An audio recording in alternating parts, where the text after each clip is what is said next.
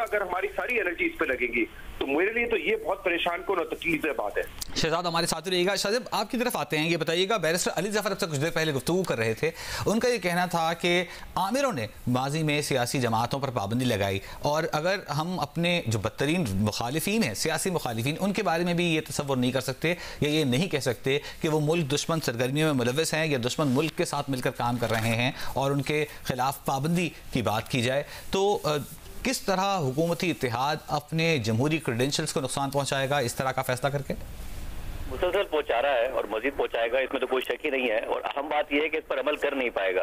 और आज की प्रेस कॉन्फ्रेंस के बाद ऐसा नहीं है कि ये नजर आया हो कि हुकूमत तहरीक इंसाफ को दबाव में ले आएगी। उल्टा लग रहा है कि हुकूमत दबाव में आ गई है। जजेस ने जब से वर्डिक्ट दिया है, जजेस के खिलाफ बात की जा रही है। अब देखिए, आप फैसलों से इख्तिलाफ कर लीजिए, मगर जस्टिस मंसूर अली शाह साहब का ट्रैक रिकॉर्ड देखिए। कौन कह सकता है कि वो एक कॉम्प्रोमाइज जज हो सकते हैं या वो एक बायस जज हो सकते हैं? उन्होंने अपने पूरे करियर में ऐसे मुकदमात में फैसले दिए हैं। खुद नून लीग को मुतअद्दिद मुकदमात में रिलीफ मिला। जैसे काजी फाइजा साहब है, वो खुद उन्होंने 39 जो अरकान हैं उनके हवाले से फैसला दिया। उन्होंने रिकॉग्नाइज किया पाकिस्तान तहरीक इंसाफ को कि वो एक जमात है। कौन क्रेडेंशियल्स पर शक कर सकता है जैसे अतर मिनल्लाह के, जैसे जमाल मंदूखेल के? तो ये हुकूमत जिस तरफ जा रही है, इस लड़ाई में वो जीत नहीं पाएगी और एक ऐसी लड़ाई मोल ले रही है। अब आप रिव्यू में चले जाएंगे, रिव्यू में आपको रिलीफ नहीं मिलेगा। पाबंदी लगाने की बात कर रहे हैं, फिर आपको वहां सुप्रीम कोर्ट जाना पड़ेगा, जिससे आप लड़ाई मोल ले रहे हैं। तो कोई ऐसा लगता है स्ट्रैटेजी है नहीं। एक हुक्म मिलता है, उस हुक्म के तहत ऐलान कर दिया जाता है, ना कोई सर होता है ना पैर होता है। बेहतर है कि हुकूमत कारकर्दगी पर फोकस करे।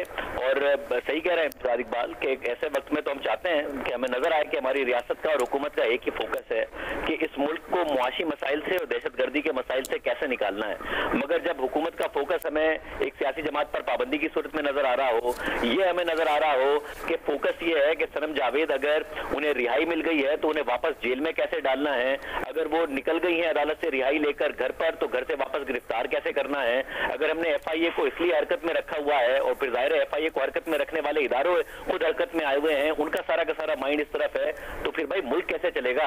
हम कैसे मस्बत सोचें कि मुल्क आगे बढ़ेगा, मुल्क की मईशत ठीक हो जाएगी और मुल्क दहशतगर्दी से निपटेगा, अगर आपका फोकस है एक जमात पर पाबंदी लगाने में और सनम जावेद को वापस जेल में डालने में। अच्छा शादिब, ये भी बताइएगा कि जो स्पेस बनती है पाकिस्तान तहरीक इंसाफ की, जिस तरह शहजाद भी कह रहे थे कि सिंगल लार्जेस्ट पार्टी बनकर उभरेगी इन मखसूस नशिस्तों के बाद, तो आपको क्या लगता है कि एडमिट करना चाहिए, हुकूमत को कबूल करना चाहिए, बातचीत की राह निकालनी चाहिए? क्योंकि बातचीत की बात हुकूमती जानिब से तो बहुत बात हो चुकी। देखिए, बातचीत की बात हो चुकी हुकूमत की जानिब से, पीटीआई नहीं करना चाहती बात। इमरान खान साहब की तो पॉलिसी है कि दहशतगर्दों से लड़ना नहीं चाहिए, उनसे बात करनी चाहिए। सियासी जमातों से लड़ूंगा नहीं और सियासी जमातों से बात नहीं करूंगा, उनसे लड़ूंगा, और वो तो इस पॉलिसी के तहत चलते हैं। मगर अगर वो बात नहीं कर रहे हैं, हुकूमत ना करे बात, मगर रिकॉग्नाइज तो करना पड़ेगा ना। इसके अलावा ऑप्शन क्या है? सुप्रीम कोर्ट ने फैसला दिया है, एक जमहूरी जमात को दूसरी जमात को रिकॉग्नाइज करने के अलावा क्या ऑप्शन है और वो क्यों नहीं करना चाहिए?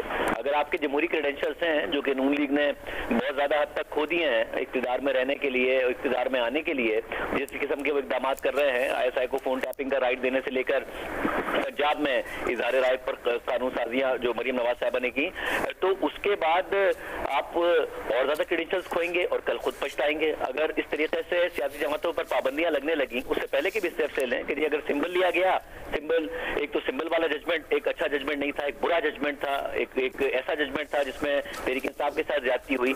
मगर उसके बाद इलेक्शन कमीशन ने एक और फैसला दे दिया कि जी अब सब के सब आजाद है।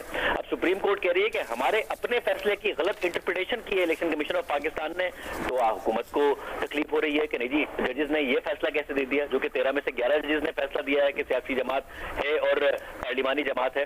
तो एक जमहूरी पार्टी के तौर पर और एक जमहूरी पार्टियों के इत्तेहाद के तौर पर जितनी बहुत जमहूरी क्रेडेंशियल्स रह गए हैं, इन्हें एक्सेप्ट करना चाहिए, बजाय इसके कि आप पाबंदी वाली बात करें जिस पर अमल हो नहीं पाएगा। और ये जो हिकमत अमली है, ये भी इस पर भी हुकूमत मुंह की खाएगी। शहजाद इकबाल साहब, जो बुनियाद आज अता तारण ने बताई कि जिस बुनियाद पर तहरीक इंसाफ पर पाबंदी लगाने का फैसला हुकूमत